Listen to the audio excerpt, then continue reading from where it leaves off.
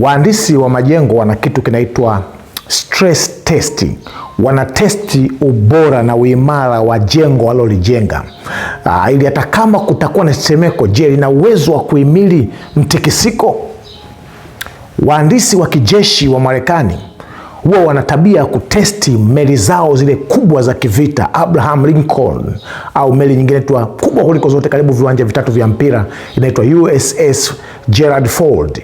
Inapigwa mtikisiko mkubwa, waone bomu likipiga hiyo meli lina uwezo wa kuisababisha ikazama. Katika maandiko matakatifu, stress test ya mtikisiko wa imani yako inapatikana kwenye kitabu cha Danieli 3. Ndicho tunakwenda kujifunza siku ya leo. Baba, ninakushukuru kwa zawadi ya Danieli 3. Maana ndani ya Danieli 3 leo maisha ya rafiki yangu yanakwenda kugeuzwa na kubadilishwa. Anakwenda kupimwa uadilifu wake na anatoka akiwa imara katika jina la Yesu. Amen. Katika kitabu cha Danieli 3 ni stori ya mfalme anaitwa Nebukadneza.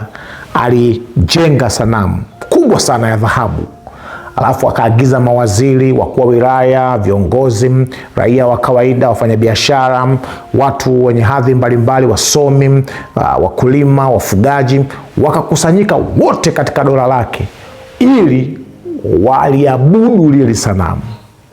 Kabla ibada ile haijaanza, ilianza kwa miziki, midundo, tafrija na kila aina ya vitu vyenye kuleta hamasa ya ibada vilianza kutangulia, kisha ndipo watu wote wasujudu. Lakini jambo la kushangaza, kuna jamaa watatu, Shadrach, Meshach na Abednego. Hawa hawakupiga magoti wakati amri ya kupiga magoti ilipotolewa. Danieli 3 mstari wa 16, 17 na wa 18. Kumbuka, tunajifunza kesho ya uadilifu wako. Maandiko yanasema hii ni baada sasa watu kuwa wamepiga magoti na kupiga magoti ya sanamu. Anasema, ndipo Shadrach na Meshach na Abednego wakajibu wakamwambia mfalme, Nebukadneza, hamna haja ya kukujibu katika neno hili.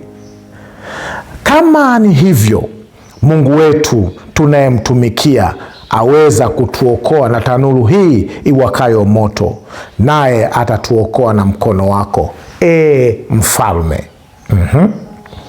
Bali kama si hivyo, ujue mfalme, ya kuwa sisi hatukubali kuitumikia miungu yako wala kuisujudia hiyo miungu, kwa sababu hiyo miungu ya sanamu na ya dhahabu ulioisimamisha. Hawa jamaa walimgomea mfalme. Nchi nzima, dunia nzima ya wakati huo uliokuwepo hilo eneo, walipiga magoti kuisujudia sanamu ya mfalme Nebukadneza kwa mbadala ya Mungu. Nikukumbushe, miongoni mwa waliopiga magoti juu ya sanamu la ibada la mfalme Nebukadneza walikuwa ni Wayahudi waliochukuliwa utumwani. Walikuwemo makuhani, walikuwemo wachungaji, walikuwemo wazee wa kanisa, walikuwemo viongozi wa kiroho, walikuwemo viongozi wa kiserikali, walikuwepo viongozi wa kila namna, walikuwepo watu mashuhuri, waandishi, wasanii, wote walimpigia magoti sanamu ya Nebukadneza na wakamsaliti Mungu wa mbinguni. Katika somo leo tunajifunza kuhusu kesho ya uadilifu wako. Uadilifu ni nini? Uadilifu ni kile kitendo cha kuendelea kuwa mwaminifu kwa hicho unachokiamini hata kama hakuna mtu anayekuona. Gharama ya uadilifu ni kubwa. Itakusababisha uingie kwenye matanuru mbalimbali. Shadrach, Meshach na Abednego ni watu ambao walikuwa wamekuzwa na kufunzwa kwenye mafunzo ya kimungu huko Yerusalemu. Ni watu ambao walikuwa wana base au knowledge bank, wana benki ya maarifa ya kutosha ya Mungu. Wakati wanajifunza kuhusu Mungu, hawakujifunza mafunzo ya jumla, bali walijifunza kwa ajili ya faida yao binafsi na uelewa wao binafsi. Na ndio maana ilipofika wakati wa kipimo cha uadilifu wao, walikuwa na uwezo, walikuwa na uthubutu wa kusimama wao kama wao, bila kujali viongozi wao waliowafundisha dini wamepiga magoti hawajapiga, watu maarufu wamepiga magoti hawajapiga. Yako mambo makubwa ya kujifunza kutoka kwa hawa watu wa Mungu. Kitendo cha Nebukadneza kutengeneza ile sanamu na kuandaa mifumo iliyoandaa watu kuiabudu, ili wakate connection yao ya uadilifu na Mungu wao, na uadilifu wao uwe kwenye kitu feki, ni sawasawa na kitu tunachokiita kwa sasa ni spiritual artificial intelligence. Ni akili mnemba ya kiroho, akili bandia ya kiroho, ambayo kwa sasa Ibilisi anatengeneza vitu ambavyo viko kinyume na Mungu.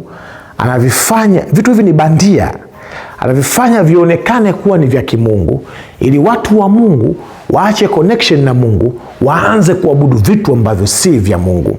Nikutie moyo mpendwa, katika safari yako ya uadilifu, amua kusimama na Mungu. Ili upate kujua bandia na halisi, una njia mbili.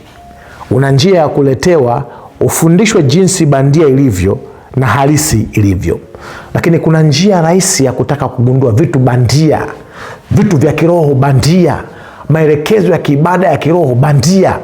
Jifunze kuijua original kwa kina.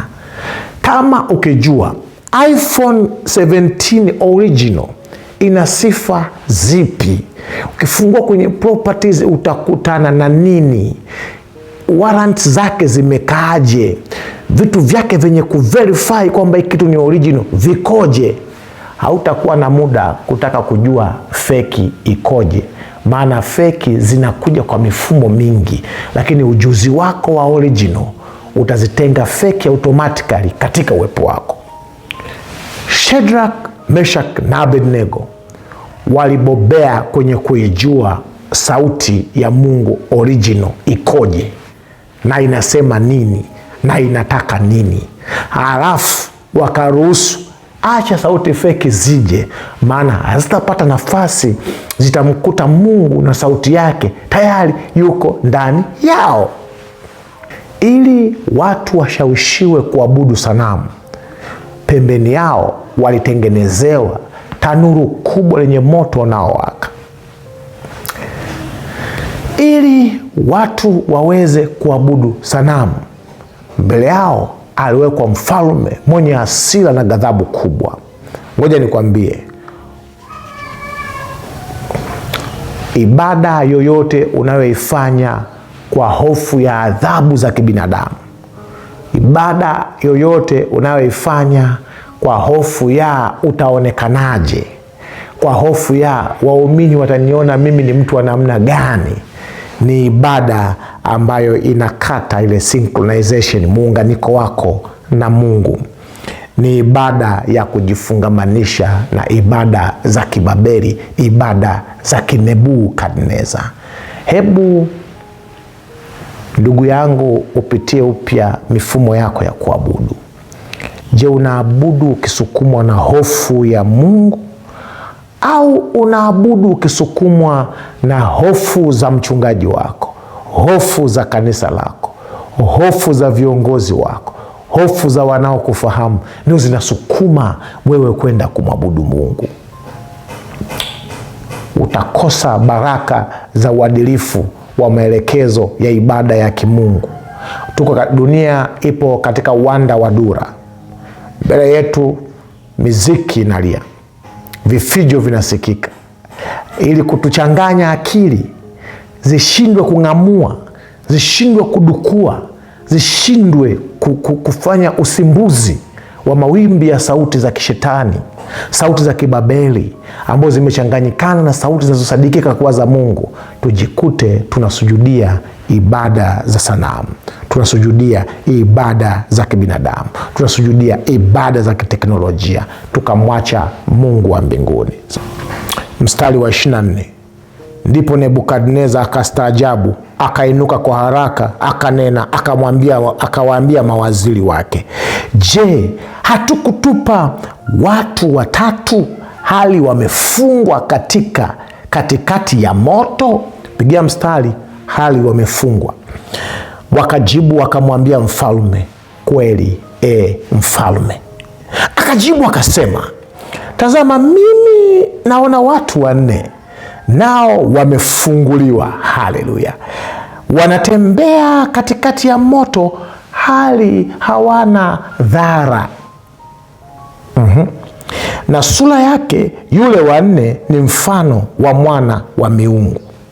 Walipoingizwa kwenye ule moto uliokuwa umekusudiwa kupima kiwango chao cha uadilifu, waliingizwa wakiwa wamefungwa kamba. Jambo la ajabu, ule moto ulitafuna kila kilichokuwa kimewafunga, lakini ukawaacha wao. Jambo la ajabu, zoezi hili liliratibiwa na mtu wa 4 mfano wa mwana wa miungu. Fundisho lake ni nini hapa? Katika viwango vyako vya kusimama katika uadilifu, tambua mtu wa 4, Yesu Kristo, Mungu mwenye nguvu, mfalme wa ajabu, huwa anaingilia katikati ya watu wake ambao ni waadilifu, wametupwa ndani ya matanuru ya moto. Lengo la kila tanuru la moto utakaloingia kwa sababu ya uadilifu, matatizo yote utakayoyapata kazini kwako kwa sababu ya uadilifu, kanisani kwako kwa sababu ya kuwa mkweli na umenyooka kwa sababu ya mambo ya Mungu, katika familia yenu umeamua kuwa mwadilifu na unapitia vipindi vya matanuru ya moto, nataka nikutie moyo. Lengo la Mungu kuruhusu huo moto wa uadilifu uingie katika eneo la maisha yako, uadilifu wako kuingize kwenye kashfa za rushwa, kashfa za ngono, kashfa za uadilifu, kashfa za ubadhirifu wa mali, kashfa za ubaguzi wa kikabila, za kutungwa ambazo hazina ushahidi. Lengo lake Mungu ni ili kamba ndogo ndogo zilizobaki zikuwa zimekufunga ziweze kukatika katika maisha yako. Katika kitabu kinaitwa Pambano Kuu, nilikuwa nasoma leo asubuhi sura ya 32 inayosema mitego ya shetani. Kuna nukuu, anasema, Bwana anaruhusu watu wake waweke kwenye tanuru la mateso na majaribu makali. Sikiliza vizuri. Bwana anaruhusu watu wake waweke kwenye tanuru la mateso na majaribu makali, si kwa sababu kwamba yeye anafurahishwa katika dhiki na mateso yao, bali kwa sababu hatua hizi muhimu sana kwa ajili ya ushindi wao wa mwisho. Majaribu yako ni maandalizi ya ushindi wako mkubwa katika Bwana. Hivi karibuni utakwenda kula matunda ya uadilifu wako. Usidanganyike. Apandacho mtu ndicho atakachovuna. Sasa tuangalie ahadi 2 ambazo tunazisoma ambazo zinatutia nguvu katika somo la leo. Ahadi ya kwanza ni ahadi ya uwepo wa Mungu katikati ya dhiki. Kitabu cha Isaya 43 mstari wa 2. Utakapopita katika maji mengi, nitakuwa pamoja nawe, na katika mito haitakugharikisha. Utakapopita katika moto hautaungua, wala mwali wa moto hautakuunguza. Kitabu cha Isaya 43 mstari wa 2. Mungu hajaahidi kutuepusha na mioto ya maisha haya eti kwa sababu wewe ni mcha Mungu, eti kwa sababu unawahi kanisani, unamtumikia Mungu, unarudisha zaka na sadaka, eti kwa sababu wewe unahubiri hautapita katika majaribu, tutapita katikati ya mioto, lakini mioto hiyo haitatuteketeza, haitatuunguza, haitatuharibu, haitatuvuruga katika maisha haya, kwa sababu imeandaliwa kwa ajili ya kutuandaa katika uzito wa ushindi ambao Mungu ameuandaa mbele yetu. Mungu hajakuahidi kuwa hautapita kwenye moto. Ahadi kubwa ya Mungu ambayo naweza nikakuhakikishia leo sasa hivi ni kwamba hautapita peke yako ukiamua kuingia katika moto ukiwa na viwango vya uadilifu vya kicha Mungu.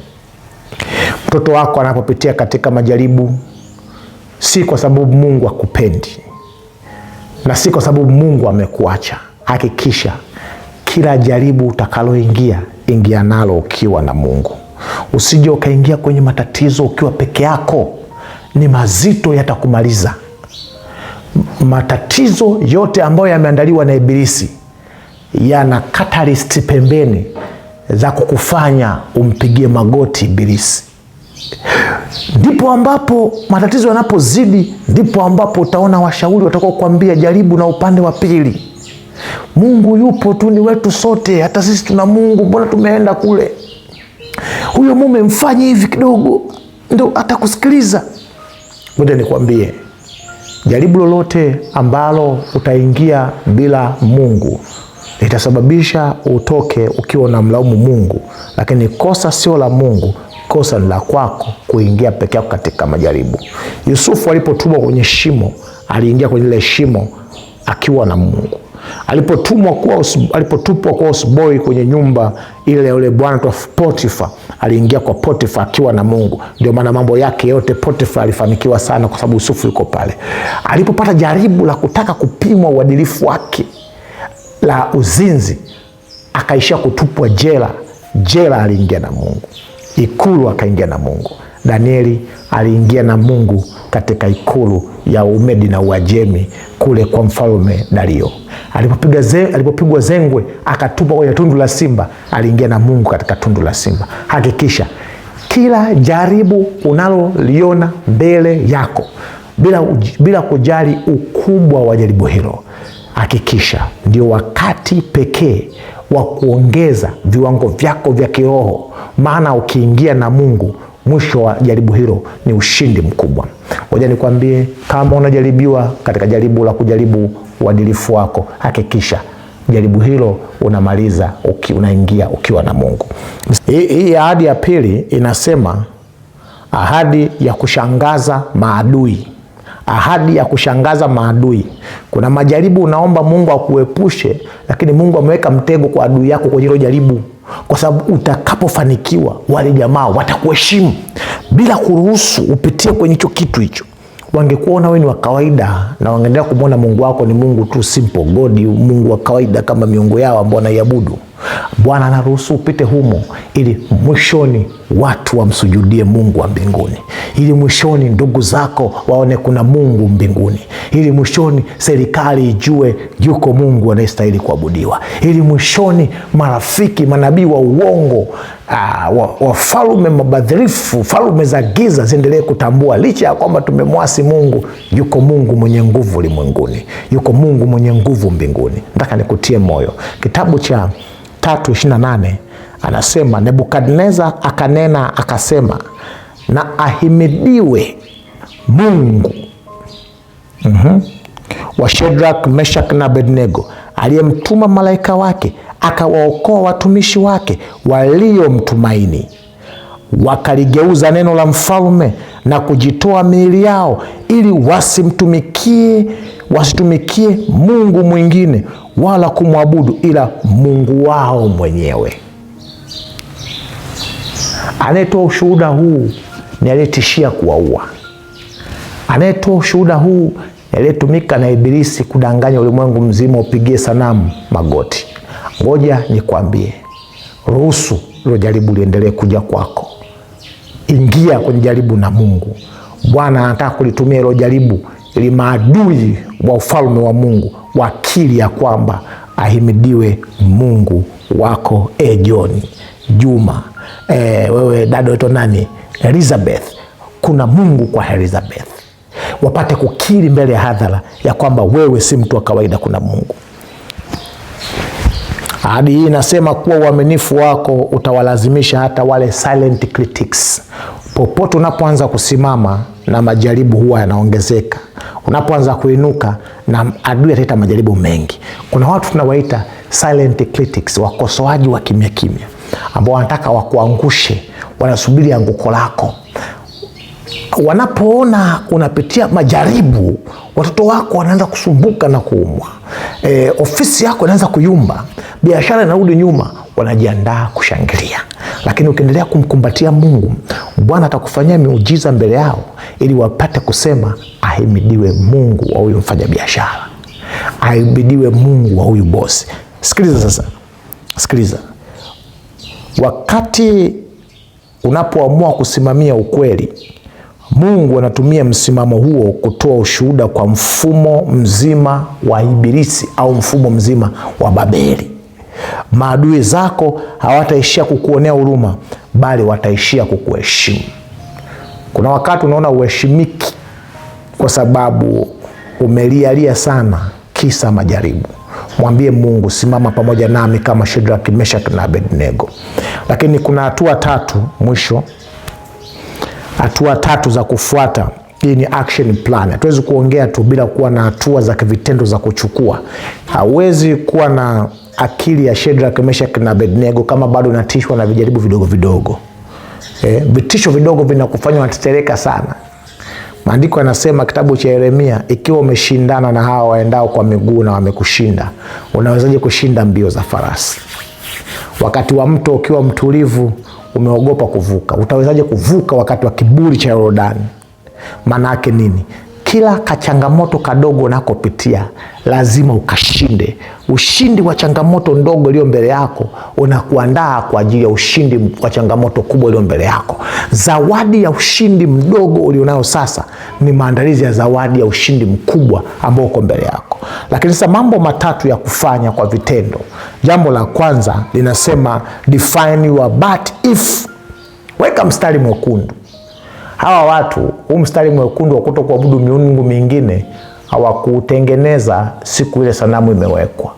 Hawa watu siku wanatoka kwao Yerusalemu, wamefungwa kamba, wanapelekwa utumwani, walikuwa wameshakula kiapo, hatutamwabudu mtu mwingine isipokuwa Mungu wa mbinguni. Wewe kabla jaribu halijaja, ni vitu gani ambavyo umeshavicholea mstari mwekundu kwamba hivi sitakaa nile hata kama nimezungukwa na rais na viongozi wa nchi? Hiki sitafanya hata kama nimewekewa mtutu wa bunduki. Hizi zinaitwa but if not. Vipi kama Mungu asipofanya? Unasema hapa, Mungu asipofanya sitafanya, hata kama Mungu ataruhusu nife sitafanya. Kwako sasa hivi, pitia maisha yako, ni vitu gani ambavyo kwako umesema hivi, kwa kweli hivi sitafanya, hata kama Mungu atakaa kimya kwa ajili yake sitafanya. Weka maamuzi mapema kabla moto hauja waka. Kuna baadhi ya maamuzi lazima uwe nayo kwenye maisha yako kabla tanuru halijawashwa la moto mbele yako. Spiritual intelligence au intelijensia ya kiroho inahitaji uamuzi uliopitishwa kisheria ndani ya moyo wako kabla mtihani haujaanza. Hauwezi kuanza kusoma siku ya mtihani. Siku ya mtihani ni siku ya kuapply material uliojiandaa kwa muda mrefu. Hawa watu walisoma katika vyuo vikuu vya Yerusalemu kusoma kuhusu mambo ya kumcha Mungu, mambo ya uadilifu, mambo ya patience, uvumilivu. Hapa ilikuwa ni kwenye utekelezaji. Wewe unasoma vitu gani vinavyokuandaa kusimama wakati wa kujaribiwa kwako? Lakini jambo la pili, audit your music. Audit your music. Kagua unachokisikiliza. Kabla hawajashawishiwa kupiga magoti kwa ajili ya sanamu, maandiko yanasema vilipigwa miziki mingi, zeze,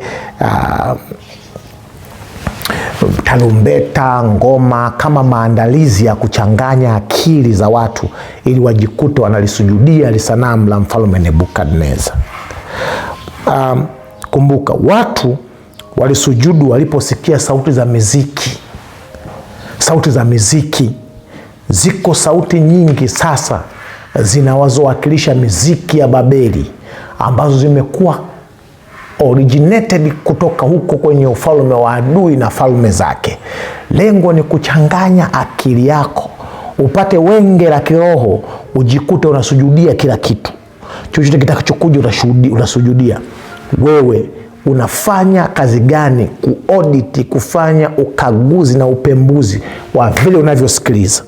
Muziki unawakilisha ushawishi wa kimazingira ambazo zinajumuisha media zote, maneno ya watu, tamaduni, vitu vya kurithi ambavyo vimekuzunguka, vinakuandaa ili umpuuze Mungu na sauti yake na usujudie sanamu za Babeli. Wewe umejiandaaje? Unafanya nini kila siku kwa kusikiliza sauti ya Mungu?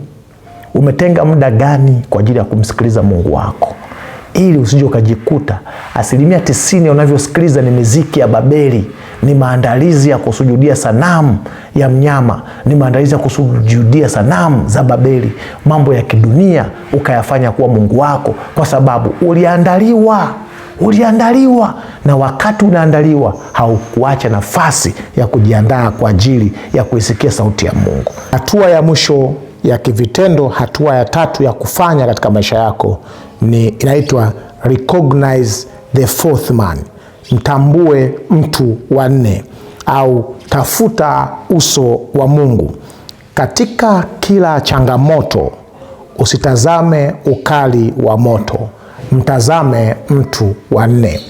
Yesu Kristo, ambaye hawa watu walimjifunza kupitia maandiko ya awali na maandiko ya kale ambayo walifundishwa katika shule zao za kiroho, hawa watu wa Mungu na Mungu na uweza wake, ndiye ambaye alikuwa amewajaa kwenye akili yao.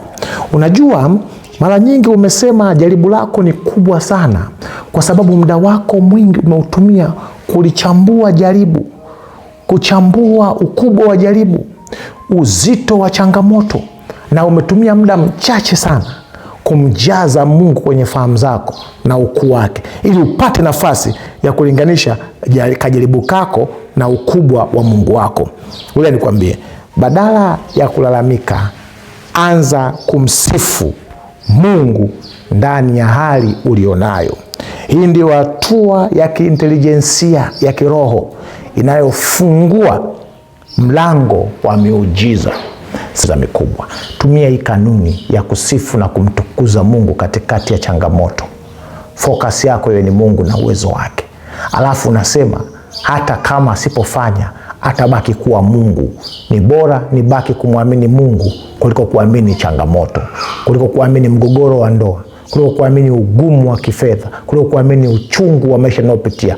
Mungu ni mkubwa kuliko kila ninachopitia. Jitangazie kwamba Mungu wangu ni mkubwa na ana uwezo mkubwa kuliko kila ninachopitia. Ikiwa unasema Mungu nisaidie, hii mentality hii ya Shadrach, Meshach na Abednego nataka iwe ya kwangu. Unasema Bwana nisaidie ili na mimi niwe na uwezo wa kusema hata kama nitafukuzwa, lakini nitaendelea kumwabudu Mungu. Bwana nisaidie ili niweze kuchuja miziki na sauti ninazozisikiliza ziwe sauti chanya za kimungu tu, na ondoa kiu ya kusikiliza miziki ya dunia ambayo inaniandaa kusujudia masanamu mbalimbali ambayo shetani ameandaa kwa ajili ya mimi kuangamia. Lakini unasema Mungu nisaidie katika siku zangu zote zilizobaki hapa duniani nikae katika uwepo wako.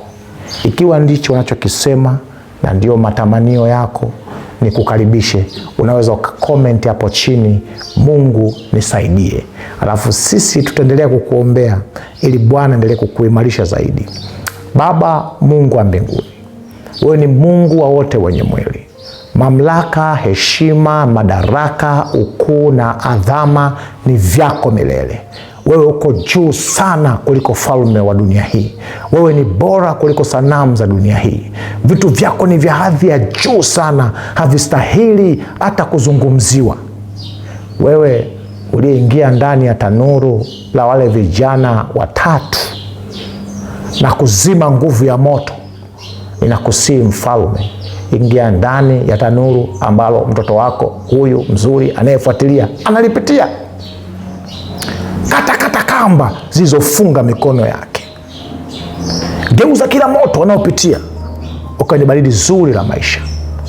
Bwana, kama anapitia moto wa magonjwa, muokoe kutoka kwenye tanuru la magonjwa katika jina la Yesu. Yule ambaye anapitia moto wa ukosefu wa ajira na uchumi unaopukutika kila siku mpaka anasema hivi mwakani nitafika kweli, huyu mwingine anatamani kujiua, maana kila anachofanya, kila mahusiano anayoingia anaishia kutelekezwa na kusalitiwa. Kuna huyu mwingine mpaka anaitwa shangazi, umri umeenda, hakuna mtu wa kuja kumwoa. Kuna huyu mwingine ameamua kukata tamaa, ameamua kuwa muhuni, akitembea na vitu vidogo vidogo kwa sababu anaona ya kwamba hata hivyo umri umeenda, kuoa hawezi. Baba Mungu wa mbinguni, wewe uliyefanya muujiza kwa Sara na Ibrahimu, mtendee muujiza kwa jina la Yesu. Mtendee muujiza kwa jina la Yesu. Lakini anasema nimeamua kuwa mwadilifu. Kesho ya uadilifu wangu nilikuwa naitilia mashaka, nikidhani kesho nikiendelea kuwa mwadilifu taendelea kudhalilika. Unadhani alidhani akiendelea kuwa mwadilifu ataendelea kuaibika. Katika jina la Yesu, Mungu wa mbinguni, tangu sasa aanze kuona matunda ya uadilifu wake. Ninamtangazia promotion kwa sababu ya uadilifu wake. Ninamtangazia kukubalika kwa sababu ya uadilifu wake. Bwana Mungu wa mbinguni, mtendee mambo makubwa. Lakini hivi karibuni Yesu unakuja, na siku sio nyingi utaonekana. Ninamwombea mfalme wa mbinguni mtoto wako huyu, Bwana usimsahau katika ufalme wako unaokuja. Lakini wakati bado tunajiandaa kukusubiria, Bwana inaomba nguvu zako zikamuhifadhi, zikahifadhi familia yake. Nguvu zako mfalme zikahifadhi akili yake, zikahifadhi maisha yake mpaka utakapokuja, kwa jina la Yesu, amen.